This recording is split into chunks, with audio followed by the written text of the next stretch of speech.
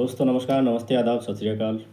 मैं हूं गोविंद शर्मा और आप देखना शुरू कर चुके हैं पटना पॉलिटिक्स बाय गोविंद।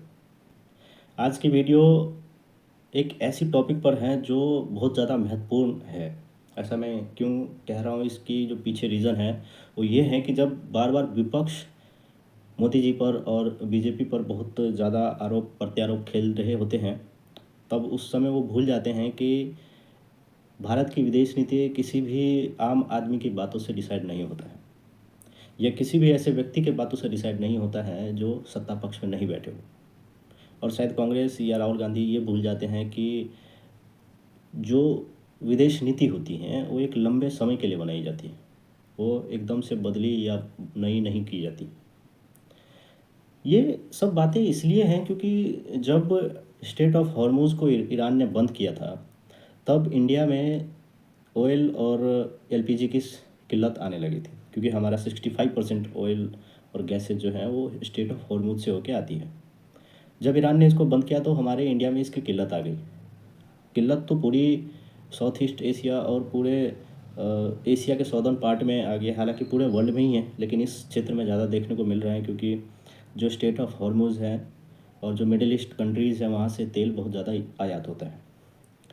इन्हीं स्टेट ऑफ हॉर्मूज़ के बंद होने की वजह से जो पाकिस्तान और बांग्लादेश जैसे स्टेट हैं, जो श्रीलंका जैसे स्टेट हैं, वो तो ऑलमोस्ट डूबने की कगार पे आ गए हैं।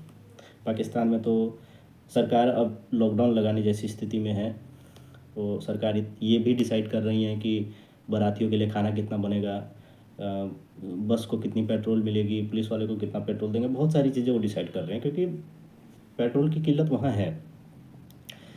इंडिया में 1.4 बिलियन की पॉपुलेशन को लेकर एक आदमी जो पिछले 11 सालों 12 सालों से रन कर रहा है कंट्री को, तो शायद इस आदमी को जो विपक्ष हैं उन्होंने बहुत हल्के में आंक लिया।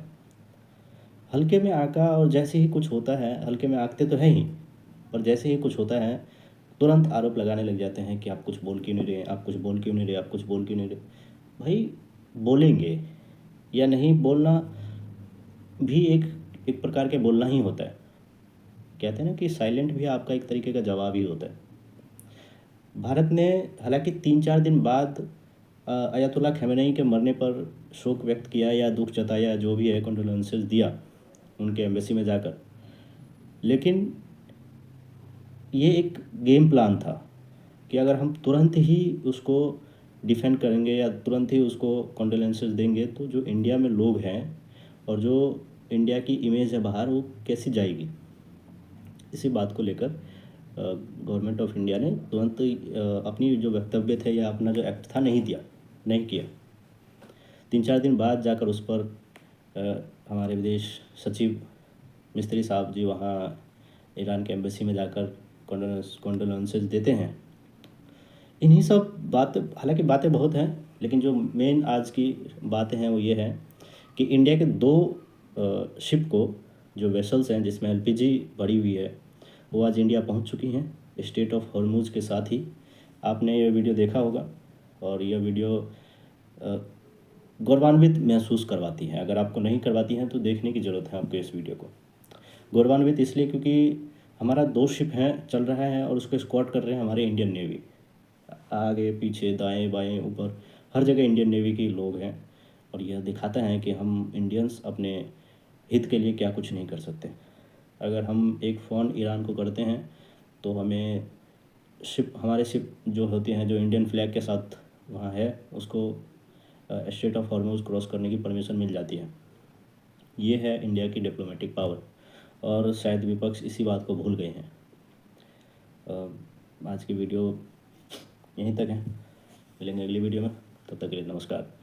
आप क्या सोचते हैं अपनी राय कमेंट में ज़रूर रखिएगा। मिलेंगे अगले वीडियो में, तब तक के लिए नमस्कार।